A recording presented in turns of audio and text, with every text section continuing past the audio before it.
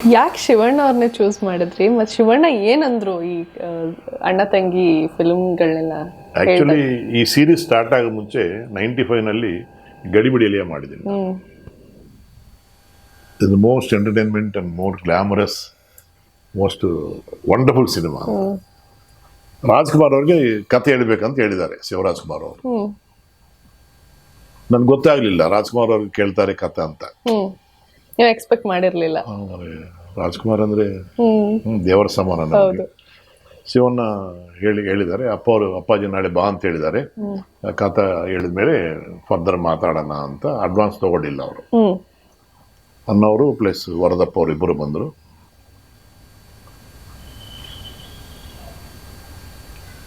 ಹೇಳಿದ್ರಿ ಕತೆ. BP ಹೇಳ್ತಾರಲ್ಲ ಡಾಕ್ಟರ್ಸ್ ಎಲ್ಲ ಹೆಂಗೆ ಆಗತ್ತಂತ. ಯಾಕಂದ್ರೆ ಅವ್ನು ನೋಡದೆ ಪುಣ್ಯ ಅಲ್ವ ನಮಗೆ. ಹೇಳಿದ್ದೀನಿ ನಾನು. ಹೇಳಿದ್ಮೇಲೆ ಅವ್ರ ಅಭ್ಯಾಸ ಏನಂದ್ರೆ ಸ್ಪಾಟ್ನಲ್ಲಿ ಅವ್ರು ಏನು ಡಿಸಿಷನ್ ಹೇಳಲ್ಲ. ಅಣ್ಣ ತಮ್ಮಂದಿರು ವಾಕಿಂಗ್ ಹೋಗ್ತಾರೆ, ಒಂದು ರೌಂಡು ಹೋಗಿ ಬಂದು ಟೀನೋ ಕುಡಿದ್ಬಿಟ್ಟು ಈ ಅರ್ಧ ಗಂಟೆ ಮುಕ್ಕಾಲು ಗಂಟೆ ನಮಗೆ BP ಶುರು ಆಗತ್ತೆ. ಏನು ಹೇಳ್ತಾರೋ ಏನೋ, ಕತೆ ಓಕೆನಾ ಇಲ್ವಾ, ಯಾವ ರೀತಿ ಅನ್ನೋ ಟೆನ್ಷನ್ ಬಿದ್ದಿರ್ತೀವಿ. ಅವ್ರು ಬಂದು ಕುಡಿದ ಮೇಲೆ ಈಗ ಅಂತಾರೆ, ವರದಪ್ಪ ಅವ್ರು ಹೇಳ್ತಾರೆ ತುಂಬ ಚೆನ್ನಾಗಿದೆ, ಆಸ್ಟಿದ್ ಮಾಡಿ ಅಂತ ಹೇಳಿದ್ದಾರೆ.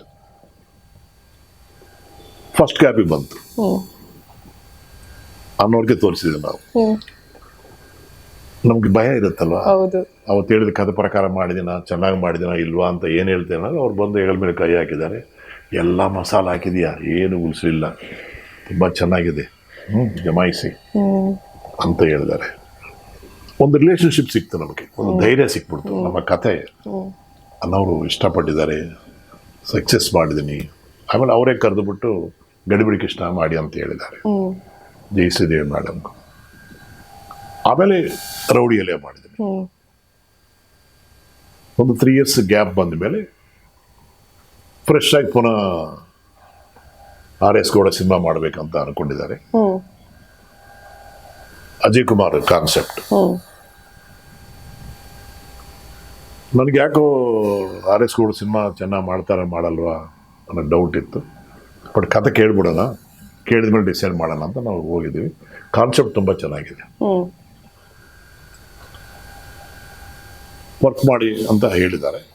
ವರ್ಕ್ ಮಾಡ್ತಾ ಇದ್ದೀವಿ. ವರ್ಕ್ ಮಾಡಿ ಒಂದು 1 month ಆದಮೇಲೆ ರಮೇಶ್ ಯಾದವ್ ಅಂತ ಅವ್ರ ಪಾರ್ಟ್ನರ್ ಇದ್ದಾರೆ, RS ಗೌಡ ಪಾರ್ಟ್ನರ್.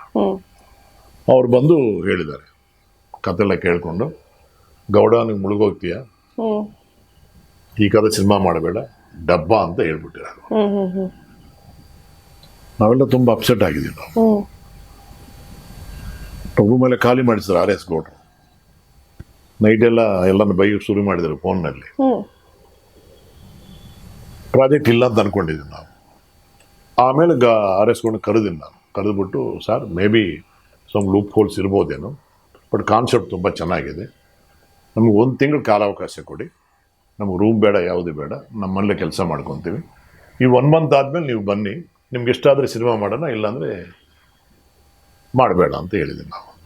RS ಗೌಡ್ರು ಮಾಡಿ ಸರ್, ಅದಕ್ಕೆ ನಾವಾಗೇನು ಖರ್ಚು ಏನಿಲ್ಲ, ಅವ್ರಿಗೆ ರೂಮ್ ಹಾಕೋದಿಲ್ಲ, ಏನಿಲ್ಲ, ಊಟ ಕೊಡಿಸೋದಿಲ್ಲ, ಏನಿಲ್ಲ, ಮಾಡಿ ಅಂತ ಹೇಳಿದೆ. ನಾನು, ಲಿಂಗರಾಜು, ಶಶಿಕಿರಣ್ ಅಂತ ನಮ್ಮ 3 ಜನ ಕೂತ್ಕೊಂಡು ಇದೇ ಜಾಗದಲ್ಲಿ 1 month ವರ್ಕ್ ಮಾಡಿ ಅವ್ರು ಕರೆದಿದ್ದು. ನಾವು ಕೇಳಿದ್ದಾರೆ, ಈಗ ನಾವು ರಾಜ್ಕುಮಾರ್ ಅವ್ರಿಗೆ ಹೇಳ್ಬೋದು ಸರ್ ಚೆನ್ನಾಗಿದೆ ಅಂತ ಹೇಳಿದ್ರು. ಈಗ ಡೈರೆಕ್ಟ್ ಮಾಡಿದ್ವಿ ನಾವು. ರಾಜ್ಕುಮಾರ್, ವರದಪ್ಪ ಅವರು ಮಾಮೂಲಿ ಪದ್ಧತಿ ಇದು. ಅಲ್ಲಿ ಹೇಳಲ್ಲ, ರೌಂಡ್ ಹಾಕೊಂಡು ಬರ್ತಾರೆ. ಆಮೇಲೆ ಬಂದರು, ಚೆನ್ನಾಗಿದೆ ಮಾಡಿ, ಆದರೆ ಒಂದು ಸಣ್ಣ ವಿಷಯ ಅಂತ ಹೇಳಿದ್ದಾರೆ. ಏನು ಹೇಳ್ತಾರೋ ಏನು ಅನ್ಕೊಂಡಿದ್ದೀವಿ. ಆ ಲಾಸ್ಟಲ್ಲಿ ರಾಧಿಕಾ ತಿರುಗಿಬಿಡ್ತಾರಲ್ವಾ, ಅನ್ನ ಬಂದು ಬಡ್ಲು ತಗೊಳ್ಳುವಾಗ, ಅಣ್ಣ ನಾನೇನು ತಪ್ಪು ಮಾಡಲಿಲ್ಲ, ಹೇಳಿ ಸತ್ತೋಗ್ಬಿಡ್ತೀವಿ, ಚೆನ್ನಾಗಿರುತ್ತೆ ಅಂತ ಹೇಳಿದ್ದಾರೆ. ಅಣ್ಣ ಇದು ಸೋಷಲ್ ಫಿಲ್ಮ್ ಅಲ್ವಾ, ಪುರಾಣ ಥರ ಇರುತ್ತೇನೋ ಅಂತ ಹೇಳಿದ್ದೀನಿ. ಯೋಚನೆ ಮಾಡಿ ಏನು ಹೇಳಿದ್ದೀನಿ ನಾನು, ನೀವು ಯೋಚನೆ ಮಾಡಿ, ಹಂಗಿದ್ರೆ ಚೆನ್ನಾಗಿ ಅನಿಸ್ರೆ ಮಾಡಿ, ಲೀವ್ ಇಟ್ ಟು ಯು ಅನ್ನೋದ್ರಾಗ ಹೇಳ್ಬಿಟ್ಟು ಅವ್ರು ಹೋಗಿದ್ದಾರೆ. ಆ ಶಾರ್ಟ್ ತೆಗೋ ಟೈಮ್ ಬಂತು. ಅವಾಗ ಡಿಸಿಷನ್ ತಗೊಂಡ್ರೆ ನೀವು?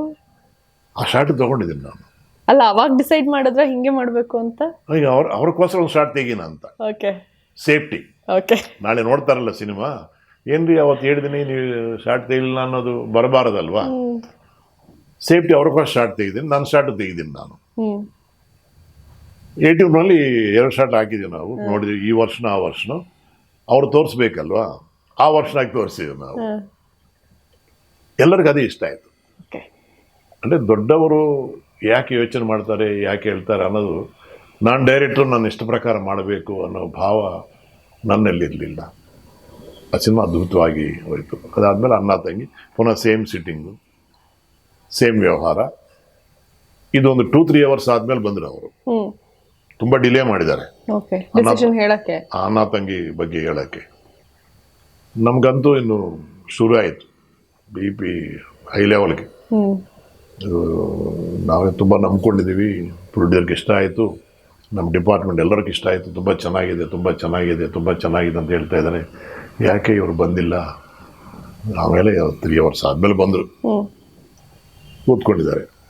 ಏನು ಹೇಳ್ತಾರೋ. ಸಾಯಿ ಪ್ರಕಾಶ್, ಈ ಕಥೆ ಹಿಂಗೆ ಮಾಡಬೇಕು, ಹ್ಮ್ ಕ್ಲೈಮ್ಯಾಕ್ಸ್ ಹಂಗೆ ಇರಬೇಕು, ಹ್ಮ್ ಆವಾಗ ಮಾತ್ರ ಈ ಕಥೆ ಸಿನಿಮಾ ಮಾಡಿ ಅಂತ ಹೇಳಿದ್ದಾರೆ. ಯಾಕಂದ್ರೆ ಅಣ್ಣ ತಂಗಿ ಮಕ್ಕಳು ಎಲ್ಲ ಸತ್ತೋಗ್ತಾರೆ. ಹ್ಮ್ ಇದು ರಿಸೀವ್ ಆಗತ್ತೆ ಇಲ್ವಂತ ಅಣ್ಣ ತಮ್ಮಂದ್ರು ರಾಜ್ಕುಮಾರ್ ವರದಪ್ಪ ಅವರು 3 ಅವರು ಡಿಸ್ಕಸ್ ಮಾಡಿರ್ತಾರೆ. ಹ್ಮ್ ಇದು ಭಯಂಕರವಾದಂಥ ಕ್ಲೈಮ್ಯಾಕ್ಸ್, ಹೌದು. ಹಾರಿಬಲ್ ಆಗಿರುತ್ತಲ್ವಾ.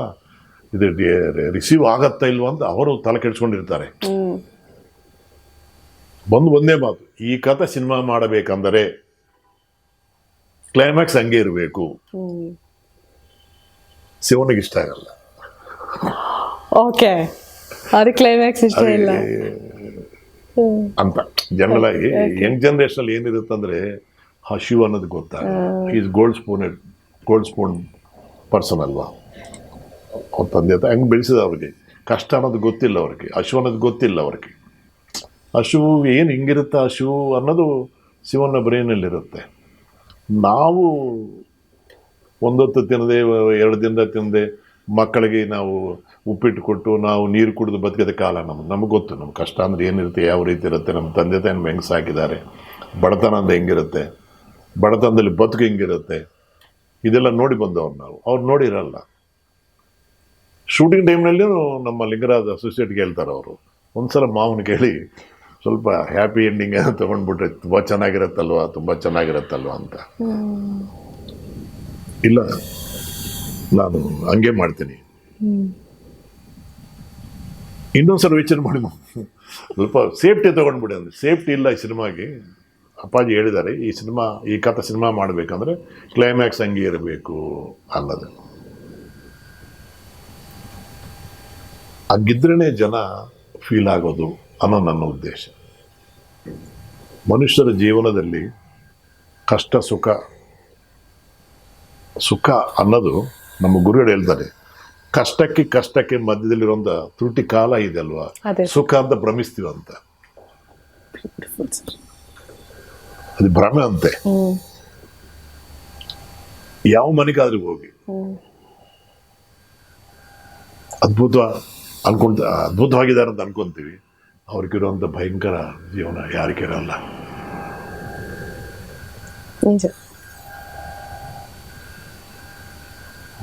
ಭಗವಂತ ನಮ್ಮನ್ನ ತಲೆ ಎತ್ತಾಗಿ ಬಿಡಲ್ಲ. ವಾಮನ ಯಾವ ರೀತಿ ಬಲಿಚಕ್ರತನೇ ಕಾಲಿನಲ್ಲಿ ತುಳಿತಾನೋ, ಅದೇ ರೀತಿ ಮನುಷ್ಯನ ತಲೆ ಎತ್ತಿದ್ರೆ ಏನೋ ಮಾಡ್ಬಿಡ್ತಾನೆ, ಏನೋ ಆಗ್ಬಿಡ್ತಾನೋ, ಏನಾಗ್ತಾನೋ, ರಾವಣಾಸುರ ಆಗ್ಬಿಡ್ತಾನೋ, ದುರ್ಯೋಧನ ಆಗ್ಬಿಡ್ತಾನೋ. ಹಂಗೆ ಆಗಬಾರ್ದಂತ ಅಹಂಕಾರಗಳನ್ನೆಲ್ಲ ಮೆಟ್ಟಿ ನಿಲ್ಲಿಸ್ತಾನೆ. ಅದು ಕಾರಣ. ಅದು ಇವರಲ್ಲಿ ಅಹಂಕಾರ ಅನ್ನೋದು ಬೆಳೀಬಾರದು, ರಾಕ್ಷಸ ಆಗಬಾರದು. ಅಂದರೆ ಭಕ್ತನ್ನ ಈಗ ಆಸ್ತಿ ಎಲ್ಲರೂ ಕೊಡ್ತಾ ಇದ್ದಾನೆ, ಅವ್ರ ಭಕ್ತರ ಎಲ್ಲೋ ಗೊತ್ತಿಲ್ಲ, ಭಕ್ತನ ಮಾತ್ರ ಹಂಗೆ ಇಟ್ಕೊತಾನೆ ಭಗವಂತ. ಇವ್ರಿಗೆ ಅಹಂಕಾರ ಬರಬಾರದು, ಇವ್ರು ಅನ್ಯಾಯ ಮಾಡಬಾರದು, ಧರ್ಮವಾಗಿ ನಡಿಬೇಕಂತಾನೆ ಆ ದೇವರು ನಮ್ಮನ್ನು ಹಂಗೆ ಅವ್ರ ಜೋಪಾನವಾಗಿ ಹಂಗೆ ಅವ್ರ ಕ್ಲಚಸ್ಸಲ್ಲಿ ನಮ್ಮ ಇಟ್ಕೊಂಡು ಬಿಡ್ತಾರೆ. ಅದೇ ಆ ರೀತಿ ಆ ಕಷ್ಟ ಸುಖ ಅನ್ನೋದು ಗೊತ್ತಾದ ಮೇಲೆ, ಮನುಷ್ಯನಿಗೆ ಲೈಫ್ ಇದೆ ಅಂತ ಗೊತ್ತಾದ ಮೇಲೆ, ಆ ಕಣ್ಣೀರಲ್ಲ ಅದು ಒಂದು ರೀತಿ ಆನಂದ ಅದು. ಹ್ಮ್ ಆ ಕಲ್ಮಶ ಏನಿದೆಯೋ ಐ ಡಾಕ್ಟರ್ ಕ್ಲೀನ್ ಮಾಡೋಕ್ಕಾಗಲ್ಲ ಅಂದಮೇಲೆ ಸಾಯಿ ಪ್ರಕಾಶ್ ಕ್ಲೀನ್ ಮಾಡಿಸ್ತಾನೆ. ಒಂದು ಕರ್ಚೀಫ್ ಸಾಲಲ್ಲ, 2 ಕರ್ಚೀಫ್ ಬೇಕು, ಒಂದು ಸೆರಗು ಸಾಗಲ್ಲ, 2 ಸೆರಗು ಬೇಕು ಅನ್ನೋದನ್ನ ಹುಟ್ಟಾಕಿದ್ದೀನಿ ನಾನು.